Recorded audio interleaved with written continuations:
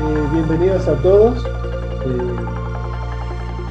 Por supuesto, hoy vamos a hablar un poquito o introducirnos tal vez, ¿no? En el tema de los principios. Y primero les voy a pasar compartiendo pantalla, una pequeña meditación, muy cortita, de 2 minutos, como hicimos la vez pasada, simplemente prestando atención a nuestra propia respiración. No vamos a hacer más que eso. Pero siempre ustedes saben, como buenos teósofos, que la respiración es una llave, siempre que nos trae el aquí y el ahora. Entonces es muy interesante estar centrados en la respiración, observarla, y de esa manera como que nos va conduciendo a estar más presentes.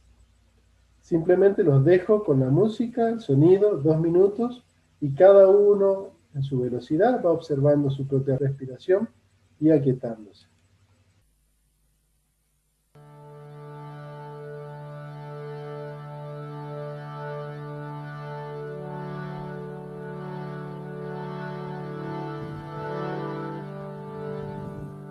Recuerden, simplemente vamos respirando. Solo respirar. Prestar atención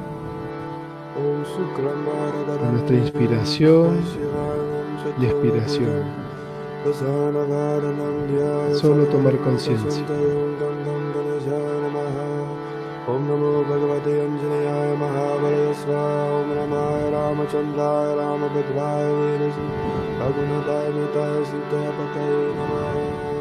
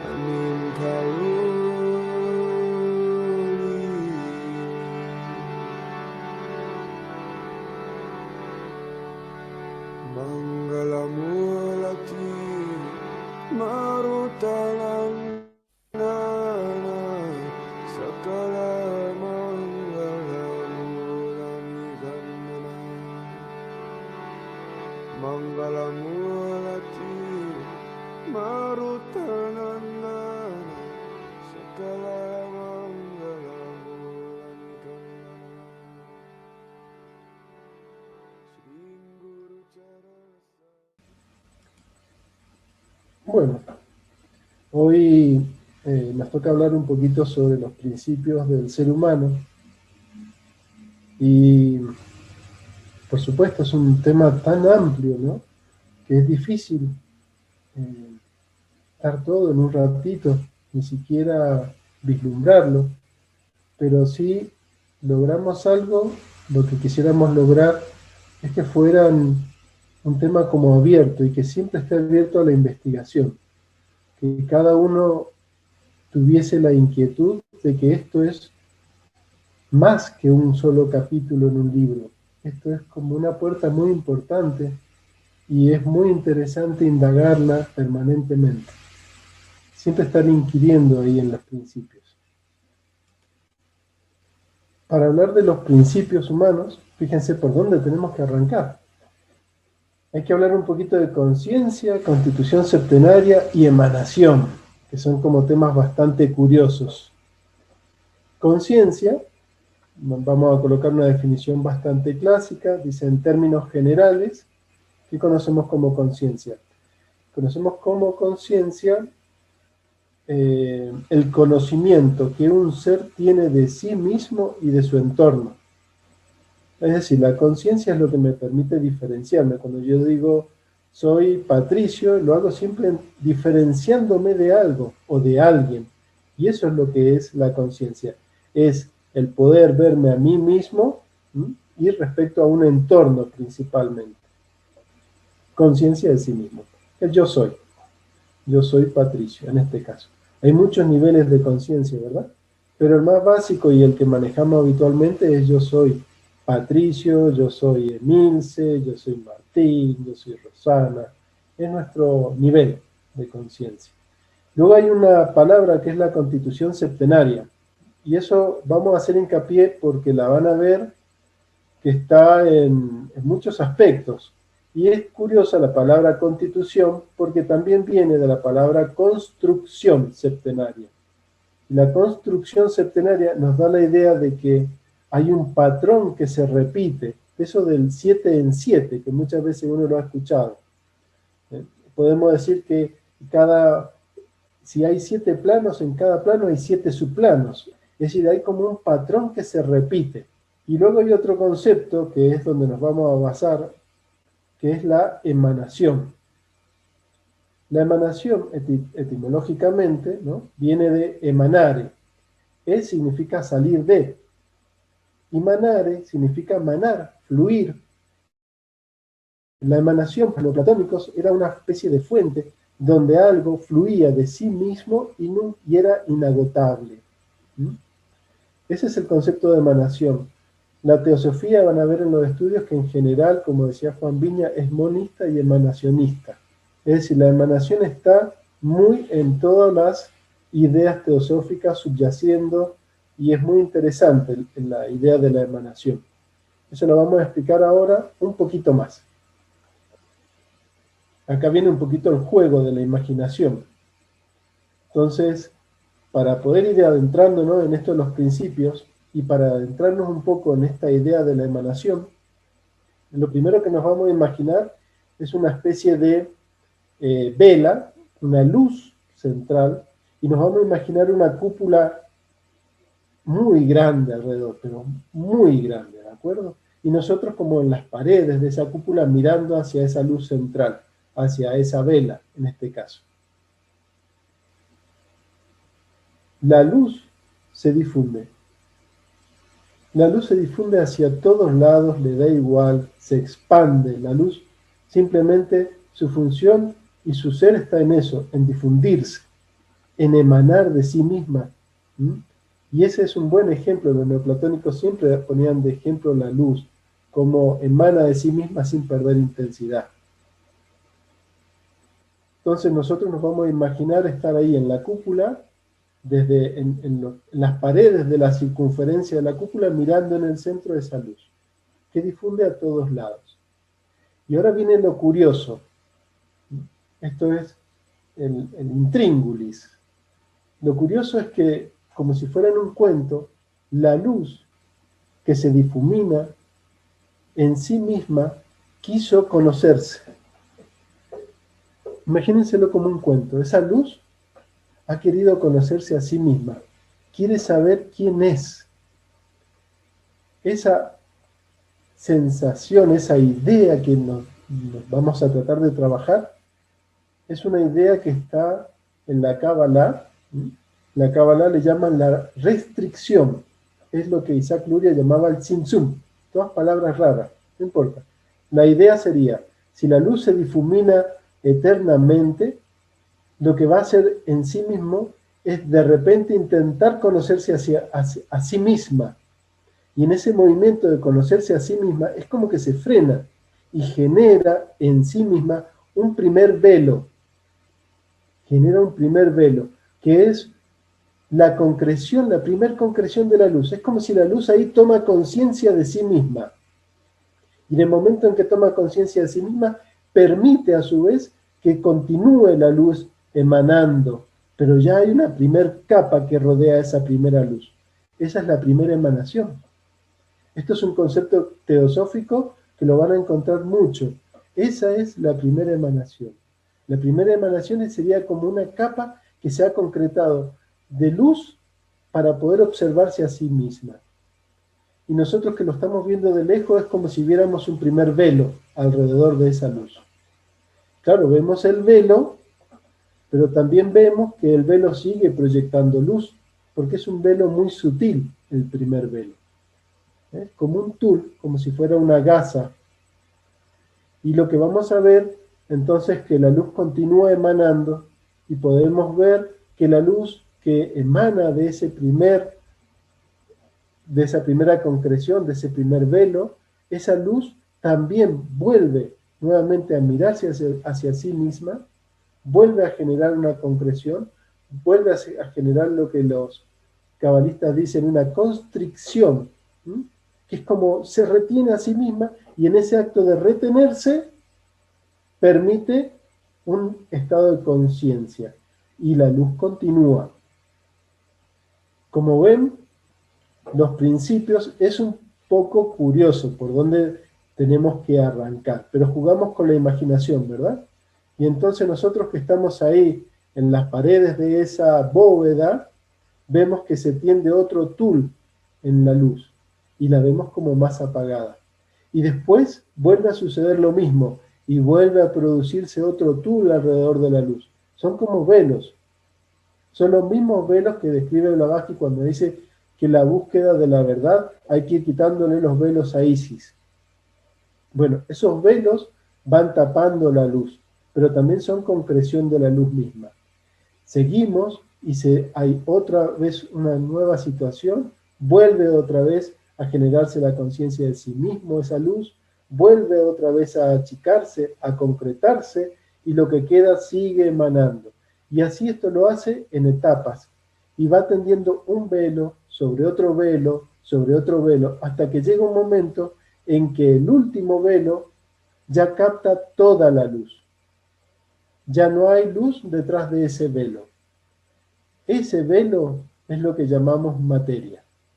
Entonces, la materia no es un opuesto a la luz, no es un opuesto, el cuerpo opuesto al espíritu, la luz opuesta al cuerpo, no, es la última concreción de luz, podríamos llamar al cuerpo. Lo vamos a ver ahora, va a ser muy sencillo, pero esquemático. Lo que me interesa es que aprendamos un poco la idea. Ahí va. Esa sería la vela. Nosotros recuerden que estamos en las paredes de la cúpula y aparece ese primer velo que rodea la luz. Aparece luego un segundo velo y un tercero. Y vamos viendo que la luz se va opacando. Y aparece un cuarto velo, un quinto velo, hasta que al final el último velo ya no deja pasar más luz. Y este velo es cósmicamente la materia. Esto es lo que Blavatsky llama, no Blavatsky, el hinduismo llama prakriti, materia, y la luz purusha, espíritu. Esto es la emanación, es la manera teosófica, una de las maneras de poder comprender dónde estamos en este momento. Nosotros estamos aquí. Bienvenidos al planeta Tierra. Esto es materia, concreción. Estamos aquí. Vamos a avanzar un poquito más. Fíjense, ¿se acuerdan que hablamos de que el universo y todo está construido por esa constitución septenaria, esa construcción septenaria? Bueno, este plano de la materia en sí mismo, dentro, ¿qué hay? Y están los otros 7 representados.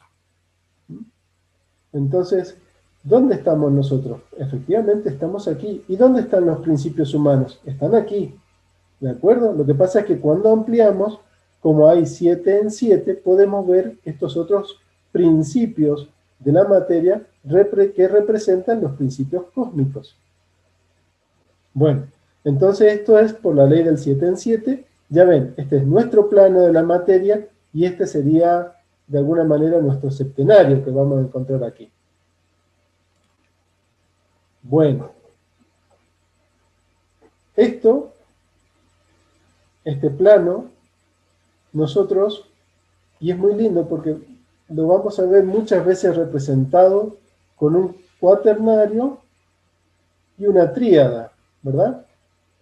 Y fíjense qué curioso, pero claro, uno dice, bueno, ¿qué es un cuaternario y un cuadrado? Bien, sí. ¿Y qué más? Simbólicamente, ¿qué son? 4 puntos. Y simbólicamente, la primer forma en 3D que uno puede tener sobre la faz de la Tierra está constituida por 4 puntos.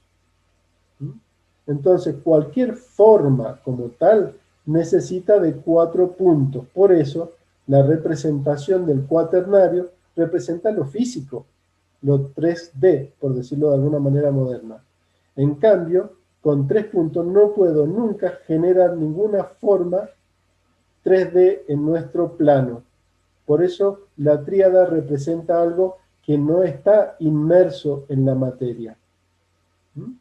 La tríada, de hecho, lo que está representando es que si este es el plano más material de lo material, y entonces aquí siempre va a haber planos más sutiles, ¿no? ¿Y dónde va a estar la tríada? Y en los planos más sutiles. Bien, entonces hay que jugar mucho con esta idea de el cuaternario como nuestro vehículo y la tríada como un principio que es ese principio de la luz, por decirlo de alguna manera, del plano anterior. Entonces, este cuaternario, vamos a ver que muchas veces, acá he colocado la clasificación de Blavatsky, pero da igual qué clasificación, no importa. Lo importante es entender que aquí hay un cuaternario, y ese cuaternario no es algo que está escrito, es lo que nosotros vemos en nuestro alrededor. Entonces ahora es cuando empezamos a tratar de entender los principios como algo dinámico, como algo que está vivo, que está sucediendo en este momento, y no como unas palabras escritas. Ese cuaternario, fíjense que de alguna manera es el vehículo, por decirlo de alguna manera, de esta tríada, cuando todo está funcionando bien. Es el vehículo. Nuestro organismo es fantástico. Nuestro organismo en este sentido son, no sé, millones de años de evolución, pero es fantástico el organismo. Tiene en sí mismo, es un vehículo que tiene una capacidad increíble. Yo doy anatomía en enfermería y es maravilloso los sistemas, cómo interactúan, cómo se relacionan, cosas que no tenemos ni idea.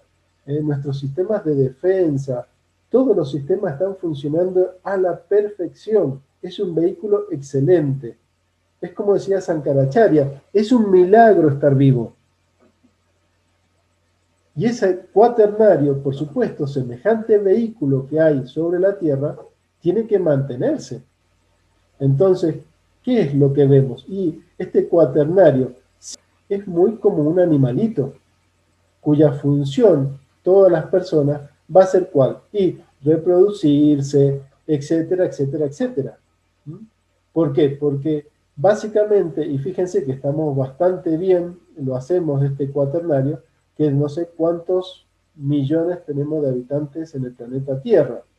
Toda esta cantidad de vehículos, que ojalá todos empiecen nos empecemos a dar cuenta de que es el vehículo de la tríada. No solamente es un vehículo en el cual hay que mantenerlo, que generamos un trabajo, que tenemos que generar un dinero y entonces vivimos para las cuentas y etcétera, etcétera, etcétera, etcétera, llega el día de la muerte y tenemos que dejarle alguna herencia a los chicos y se terminó la historia. Ese vehículo fue desperdiciado, literalmente, ¿no? Entonces es muy importante entender que nosotros estamos aquí, en este cuadradito de aquí abajo.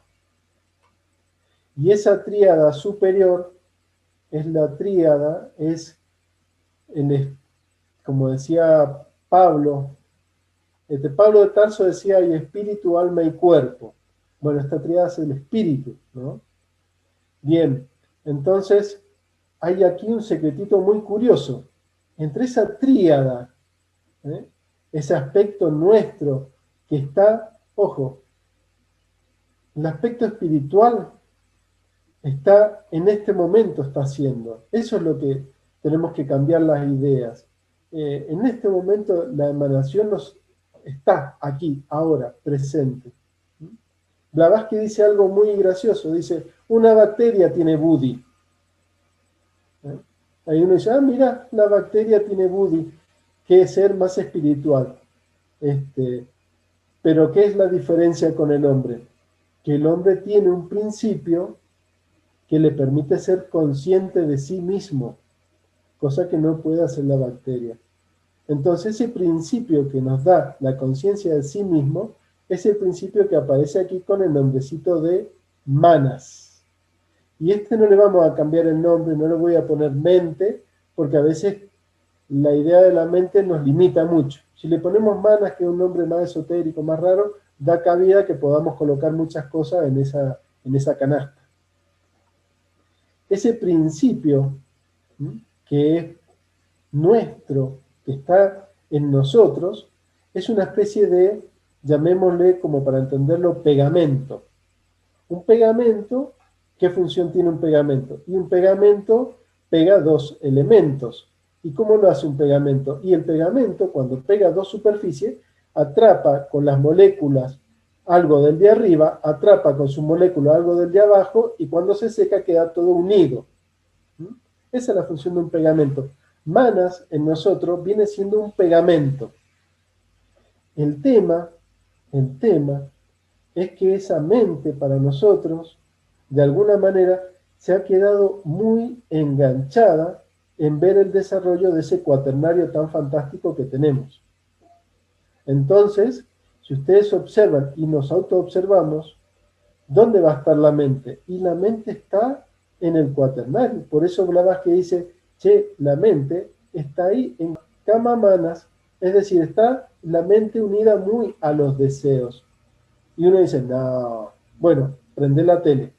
Van a ver que toda la publicidad, ¿cómo está? Orientada a qué? Al tipo y a la chica supermodelo que se compran no sé qué. Todo es utilizar los elementos del cuaternario. Y nuestra mente enganchada en eso. Y esto es lo que sucede. Por eso estos elementos del cuaternario no hay que verlos como algo malo, para nada. Es el vehículo perfecto, es un vehículo ideal. Lo que pasa es lo que no podemos es considerar que ese vehículo va a ser la finalidad de nuestra vida. Entonces, ese manas que está ahí como pegando la tríada, pegando la parte superior con ese cuaternario inferior, que está mirando el cuaternario inferior y por eso se llama vehículo o kamamanas, vehículo de la mente y deseo, una mezcla entre eso. ¿Qué principios van a predominar? Y los del egoísmo, pero ojo, no porque sea malo el egoísmo, es porque un vehículo así hay que mantenerlo. Y entonces uno piensa, yo tengo que comer, yo tengo que esto, yo aquello, yo lo otro, y es lógico. El tema es que podemos trabajar y de alguna manera la conciencia puede cambiar y en vez de enfocarnos como el pegamento en el cuadrado inferior, podríamos estar mirando un poquito más hacia la tríada superior. Ese sería un buen desafío. Y esa tríada superior es más sutil y ¿hacia dónde conduce? Hacia la unidad. La unidad. Buddhi es un principio universal, es universal. Entonces no hay una idea como tenemos nosotros de yo soy Patricio. En Buddhi la conciencia de sí mismo puede ser un salto de somos todos uno, por ejemplo. Entonces, el cambio y el juego que se produce en nosotros con nuestra conciencia es pasar de ¿qué? Del egoísmo del cuadrado al altruismo de la tríada. Pasamos constantemente en ese juego y lo podemos observar, por ejemplo, lo que podría ser para el cuaternario inferior la pereza, para la tríada superior podría ser el saber estar, y así sucesivamente. ¿Por qué? Porque es lo mismo, egoísmo, altruismo. Busquemos por donde cualquier cualidad que tengamos en este cuaternario, también la vamos a encontrar, pero como si fuese invertida en Atma Buddhi. en esa tríada superior. Yo espero que más o menos se vaya entendiendo. El juego sería como entender que hay un cuaternario, que es este mundo, que es lo que nosotros manejamos, lo que controlamos, y ahora enseguida Rosana nos va a guiar un poquito para que vayamos como discutiendo este tema. Y la tríada, entonces, y esa tríada que es como inmaterial, la Bhakti decía arrupa, sin forma.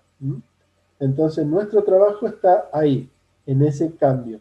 Fíjense que la tríada, de alguna manera, esa tríada superior, necesita del cuaternario. Este es el gran chiste.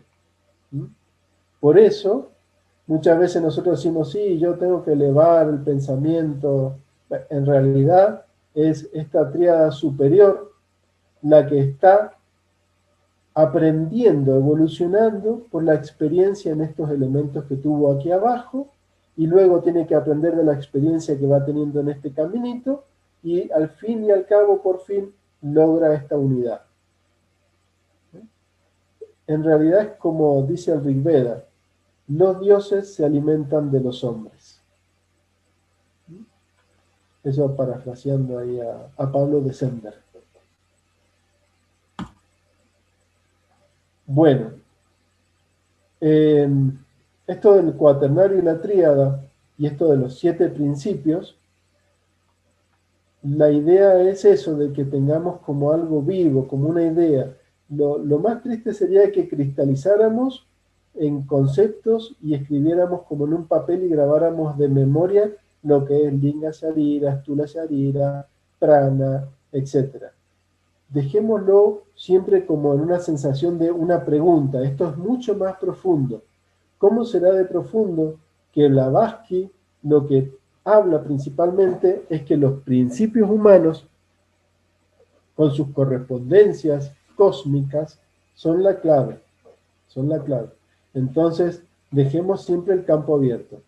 Aquí yo les he colocado, por ejemplo, cómo lo dividen los vedantinos, pero estos son como ejemplos para que vean que las distintas tradiciones lo dividen de distintas maneras. Es solo por eso, nada más. Para los vedantinos, Atman, esa luz que está aquí del espíritu, que está aquí, se va a ir teniendo collas. ¿Y saben qué es colla? Envoltura. Envolturas. Va a tener envolturas. La primera envoltura, Ananda Maya Koya, que sería como una envoltura cerca, imagínense, de Atman, es de bienaventuranza, de gozo. Sería nuestro Buddhi por ahí, si uno quiere, ¿no? Y así sucesivamente van apareciendo más y más y más envolturas. Acá tenemos otra clasificación. Esta es muy bonita, es la que aparece en el tomo 6 de la doctrina, pero no aparece en la edición de Kier, aparece en las ediciones españolas o en las instrucciones esotéricas. Pero es muy lindo porque fíjense cómo aparece como dibujado el hombre, y fíjense Manas, ese principio, cómo está el puentecito armado, esto es Manas, esto es Kamas, ese principio del deseo, qué bien simbolizado que está, y qué tamaño más grande que tiene Kamas en comparación de Manas, ¿verdad? Ahí uno dice, con razón estamos como estamos. Y acá en la Kabbalah también, la Kabbalah hace lo mismo, esta es la tríada superior, acá le llaman el abismo, y aparecen los 7, y aparecen como emanando uno de sí, uno detrás de sí. Esta es la emanación que aparece en la Kabbalah. Bueno, espero que les haya servido esta introducción. Ahora quiero que veamos este dibujito. Este lo encontró Rosana. Es fantástico, Google. Aquí aparece una clasificación, como dice, en un lenguaje común. Y es verdad que muchas veces la gente llama espíritu, como decía Pablo, a aquello que es imperecedero, ¿verdad? Y luego aparece el alma y el cuerpo. Entonces acá aparece en sánscrito Atma, Buddhi, Manas, que recién decíamos, Kama, que es pasiones, deseos, Prana, que es la vitalidad. Prana, nada, me siento más vital, me levanté con pila, sin pila, mira, estiró las patas, se le fue todo el prana. Prana, vitalidad, vida. Stula y Linga Sharira, que son los dos principios que son los más corpóreos. Stula Sharira es cuerpo físico, ¿eh? Y Linga Sharira lo pueden ver por ahí algunas personas cuando se miran. Vieron que en la fotografía Kirlian como que dibuja una cosa como protoplasmática alrededor del cuerpo. A veces también se le llama doble etérico a eso. Y esta es una clasificación, otra. Van a ver que hay muchas clasificaciones. Annie Besant y Littbitter simplificaron el esquema de Blavatsky, hicieron otra clasificación. Lo importante es tener la idea de un cuaternario, de una personalidad, de una tríada superior. Y esta tríada superior que no está desvinculada. Acá en el dibujito me aparecía un triángulo y un cuadrado. Yo le metí el hilito amarillo, porque no están desvinculados. Nosotros estamos por aquí, estamos caminando este senderito. ¿Eh? Entonces, al caminar el sendero, recuerden eso, recuerden de que todo lo que sean nuestras pulsiones animales es como vamos a ver la vida, etcétera, pero que también hay una tríada superior. Y no es creyéndome que puedo ser altruista que voy a ser altruista. ¿Cómo se es altruista? Y abandonando el egoísmo. No puede ser altruista así, soy altruista, no, eso es engañarse. ¿Soy egoísta? Sí, eso sí, sí, sé que lo soy. Y si voy dejando el egoísmo, es la manera en que se puede ir ascendiendo por esta escalera. Esto es el famoso sendero. Bueno, está hecha la introducción. Mi coequiper Rosana Vázquez. Ahí. Hola. En realidad ahora queremos que abran los micrófonos y... Voy a salir entonces de la presentación. Ajá, por favor. Y hacer como una construcción colectiva. Como decía Patricio, esto es como un camino de autodescubrimiento.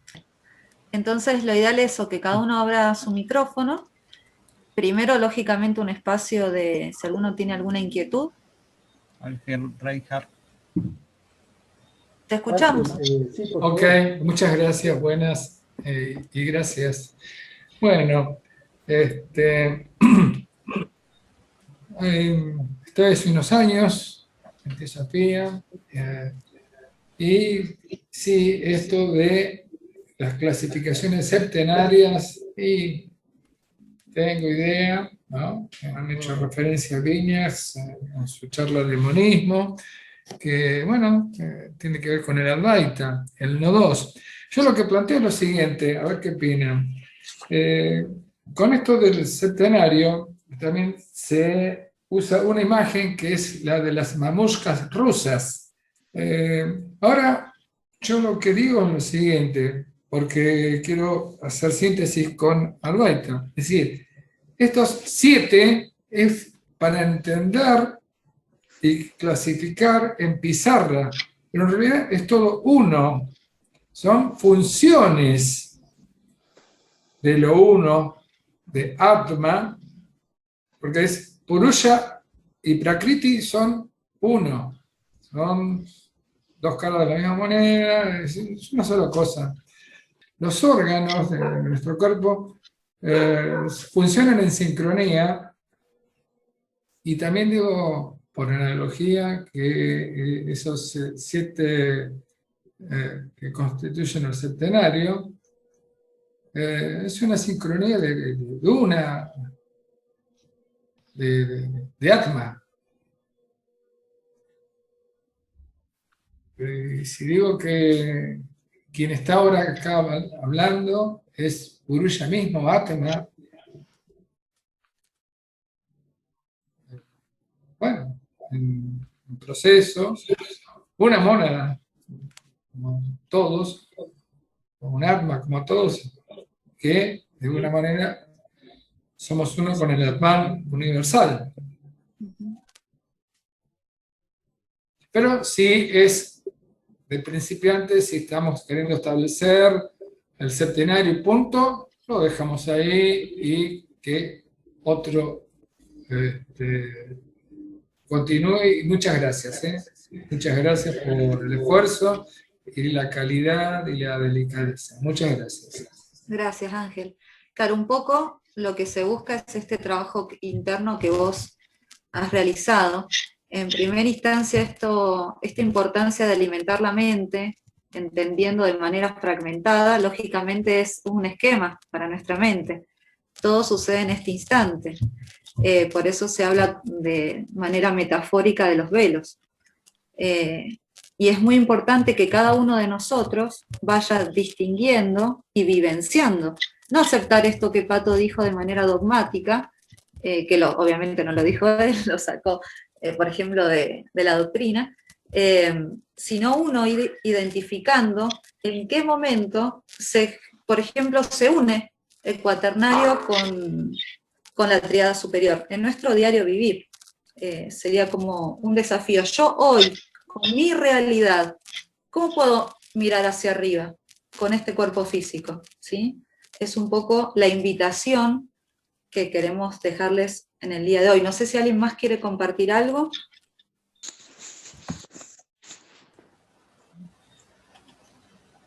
¿Puedo hacer una aclaracioncita respecto a la nomenclatura? Porque se usa mucho el tema de cuerpo astral. Y en la definición de Besant y Leadbeater, cuerpo astral se refiere más bien a cama.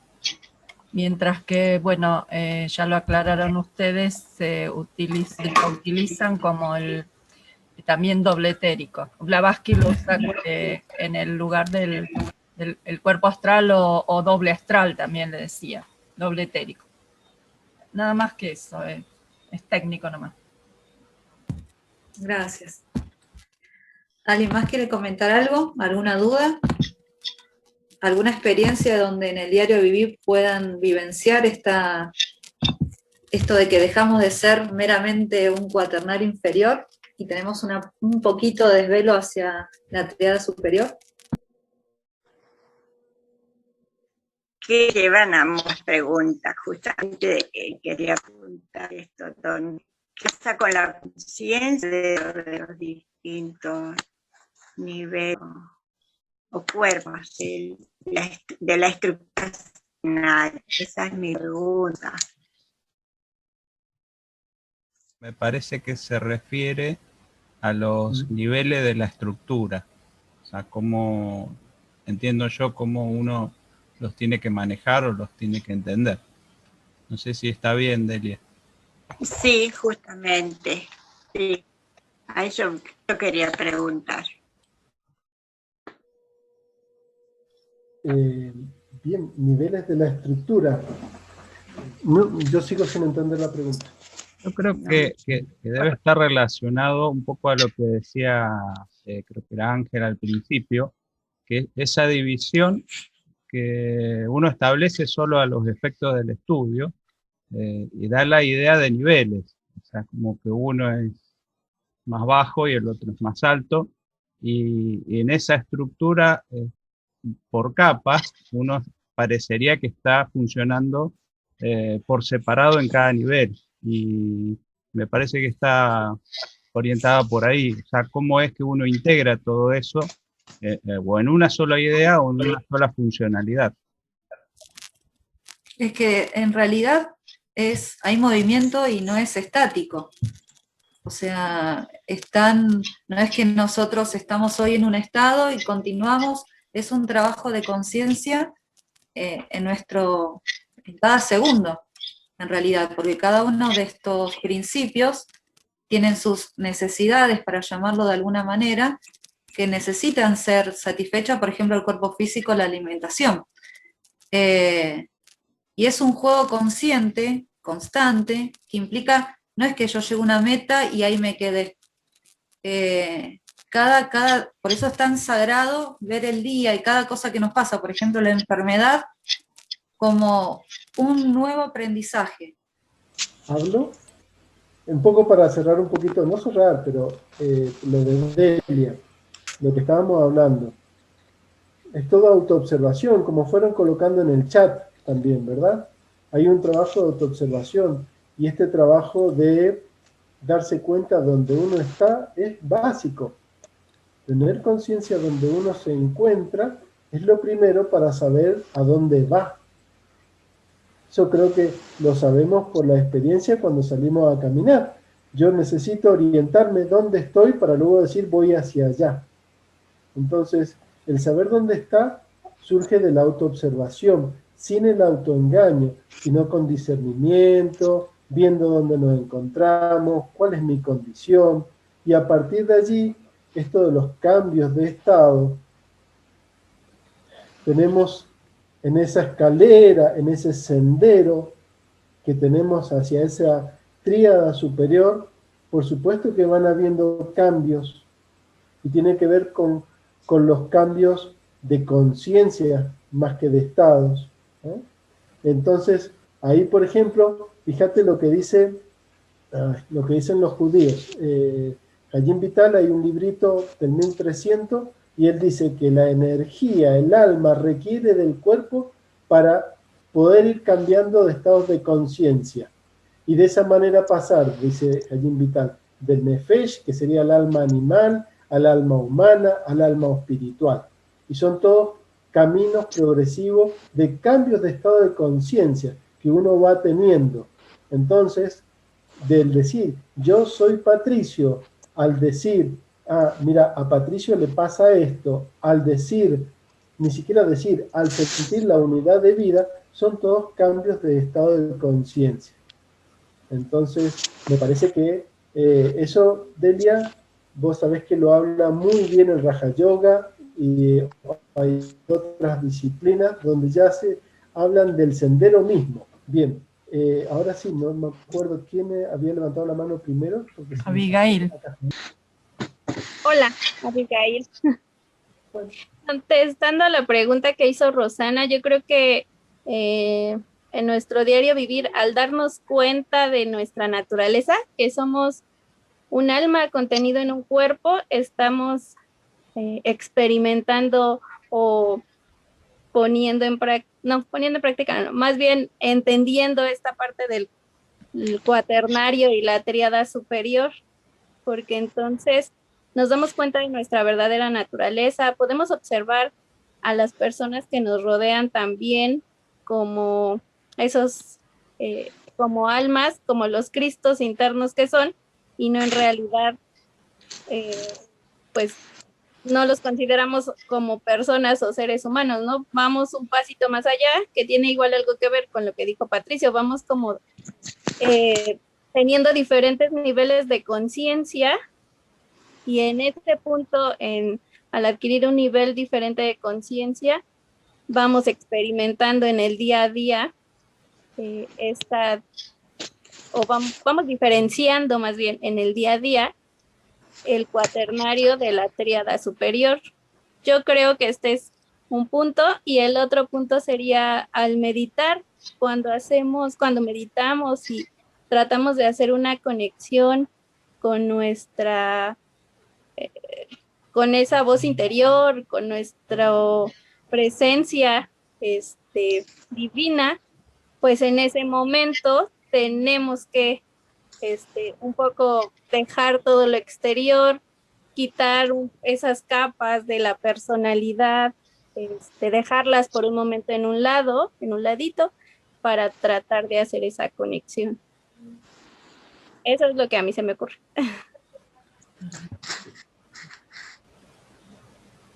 Muy bien. Gracias.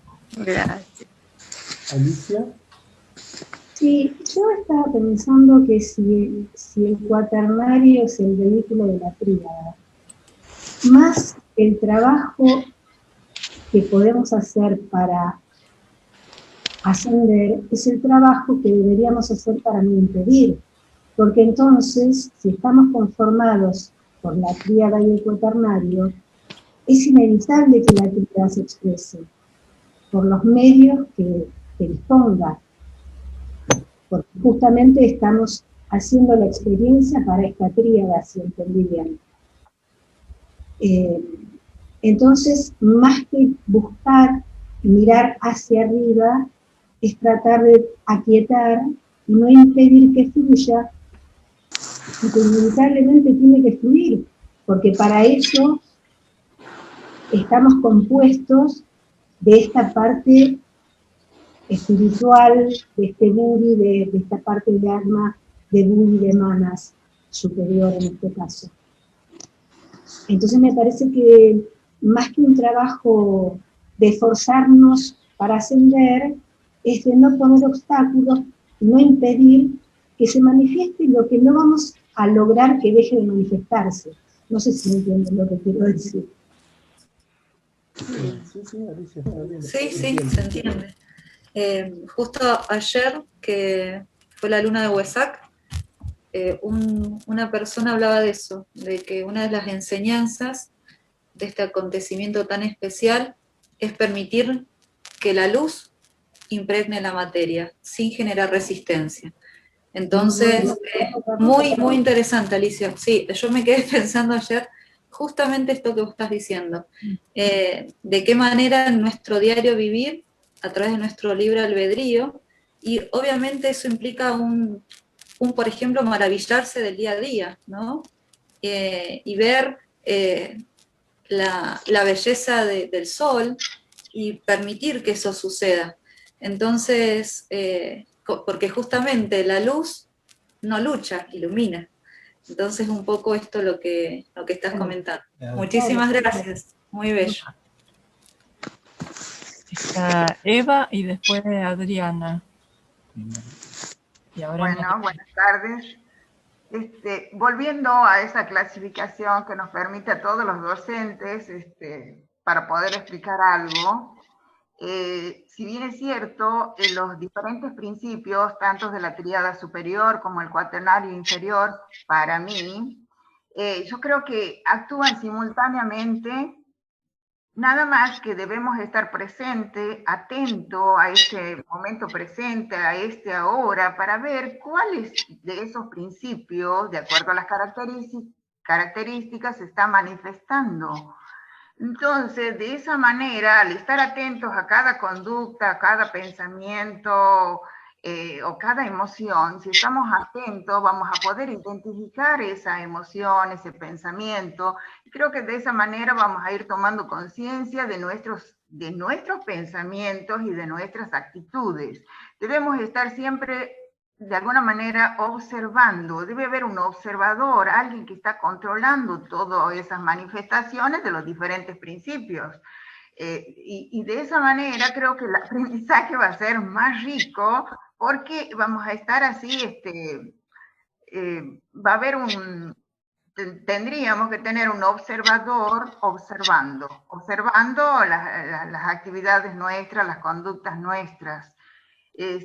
Por eso, de alguna manera, yo trato para comprenderlo mejor e incorporarlo en uno y en la vida, a esos principios, digamos, ir desde lo más, quizá lo más grueso, lo más denso, a lo más sutil. Entonces, y permitirme analizar eso, y por supuesto, al estar observando en los diferentes momentos de mi vida, en un paseo, qué sé yo, en una playa o en el almacén, en donde esté, ¿qué estoy sintiendo? ¿Qué estoy observando? Entonces, de ahí, de alguna manera, creo que es más práctico y más fácil de darnos cuenta y ser más consciente de cada cosa. Y bueno, esto me permitiría tener una mayor amplitud de conciencia. Entonces, eso es lo que más o menos creo, y bueno, lo que yo más o menos trato de hacer. Claro, porque es como un camino individual desde algún punto de vista. O sea, somos todos seres únicos y irrepetibles desde una visión. Entonces, esta autoobservación y ver, por ejemplo, en una situación de conflicto, ¿qué hago? ¿Voy? ¿Me enojo mucho? ¿Insulto? O tampoco irse al otro lado de decir, reprimir el enojo. O sea, ese equilibrio de decir, ¿cómo resuelvo una situación de nuestro diario vivir? Siempre lo hago de la misma manera. Durante los años vi que fui incorporando distintas herramientas para no dañar con mi palabra al otro. O sea, ese camino es desde algún punto de vista individual, por eso se llama a este proceso de autoconocimiento, porque hay muchas herramientas, pero no hay una receta igual para todos. Entonces, es importante esto que vos comentás de invitarnos nosotros a observarnos, sin juzgarnos, lógicamente, ¿no?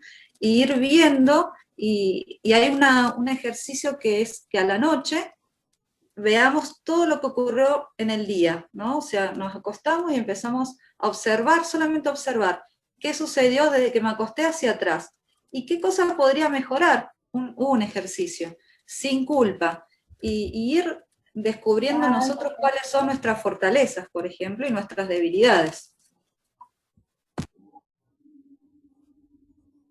El ejercicio sería en retrospectiva, ¿no? Por la noche en retrospectiva, Exacto. del momento a momento que llevamos a cabo, ver qué fue donde nos alteramos, donde fallamos, donde no actuamos, o qué, cómo actuamos, para ir tomando conciencia y, bueno, de alguna manera ir mejorando esas situaciones, pienso. Bien, para ir cerrando, ya estamos ahí medio sobre la hora. Adriana y Maricruz quedaban. Buenas tardes a todos. La verdad, todo lo que han dicho me parece excelente. Todo, muchas gracias por, a Patricia por la plática. Y algo de lo que ya nomás reafirmo es lo que siempre nos han dicho: hombre, conócete a ti mismo, porque tenemos que primero conocernos a nosotros mismos, no a conocer al que está enfrente, porque siempre cuando empezamos a estudiar esta parte, siempre empezamos a ver al de enfrente, pero no a nosotros. Y es bonito, porque yo recuerdo cuando era niña, había una película que había un angelito y un diablito. Y entonces cada vez que quería hacer algo, el diablito le decía, no, mira, haz esto. Y el angelito le decía, no, piensa que eso es malo. Entonces, eso es lo que es conciencia, saber lo bueno y lo malo. Muchas veces para nosotros es bien, a veces muy importante, porque yo un día me di cuenta que qué es lo que tenemos que hacer, es desarrollar virtudes, pero ¿de dónde partimos? ¿Cómo saber? Entonces, acuérdense que todo es ley, hay una ley de polaridad, ¿no? Y lo que está abajo son los pecados capitales, y lo que está arriba son las virtudes. Entonces tenemos que subir de lo que tenemos que conocernos si somos golosos, si tenemos ira, todo eso que nos marca los pecados capitales, reconocernos, pero sin perjuicio, sin pena, sin nada. Al contrario, decir, creo que soy envidioso. Mejor lo que voy a hacer es tratar de evitarlo y desarrollar esas virtudes y lograr más que nada ir hacia arriba. ¿Por qué? Porque nuestra mente la vamos a manejar nosotros. ¿Hacia dónde queremos? ¿Hacia Kama Manas o hacia Buddhi Manas? Entonces, es nuestra responsabilidad, nuestro aprendizaje y nuestro camino. Ir hacia arriba, no hacia abajo. Gracias. Estamos sobre tiempo. Gracias. Maricruz sigue. Brevemente, espero que sea brevemente. Es que yo creo que no lo tenemos que ver como cuerpos separados, como comentaba, como tenía la duda de Elia, sino todos somos uno. Entonces, como tengo una duda en lo que comentabas, Patricio, en cuanto al cuerpo físico, bueno, somos este vehículo terrenal. Y el que me da mi vida es ese cuerpo vital, el cuerpo etérico. Y el cuerpo astral, bueno, el cuerpo astral son las emociones que tenemos como seres humanos. Después viene pues el cuerpo mental, que es el que comentabas, que nos divide, tanto el mental inferior, que son esto de cuerpo de pasiones y deseos, es el que me va a dar los pensamientos al ser humano, y se va a dividir entre el mental superior, ¿es así? Es el que nos va a unir con esos cuerpos sutiles. ¿Es correcto? Sí, es bonito verlo así, ese principio es dual, dice Blavatsky, ¿no? Y entonces como que está ahí entre los dos. Y yo creo que lo que tenemos que hacer, es aprender a hacer esa unificación de esos 4 cuerpos inferiores, pues para poder avanzar y autoobservarnos para ver en qué conciencia es donde estamos fallando más, para trabajarla más, no sé, ya sea en el de las emociones o el de los, o el físico también puede ser, ¿no? Que yo abuse de mi cuerpo. Entonces como que hay que hacer una autoanálisis, una autoobservación. Sí, Así es. Bueno, Martín y Emil. Sí, Juana, si es breve, y no sé si alguien más estaba, y ya cerramos. Viendo desde el punto de vista muy espiritual, esa vela me impactó mucho al mostrar usted, al explicarlo, y que pienso que siempre la tenemos que tener bien encendida en lo alto, porque somos seres de luz, y como dice la palabra del Evangelio, somos luz y sal en este mundo. Así que ha sido un gusto compartir con ustedes, y que bueno, que esa llama, esa velita que usted puso ahí, quizás no manejo yo los términos de ustedes, pero sí sé que hay que ir a lo profundo, a la esencia de uno, ¿sí? Así que muchas gracias.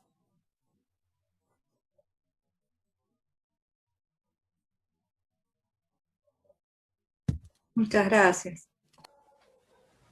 Se desconectó. Ahí apareció.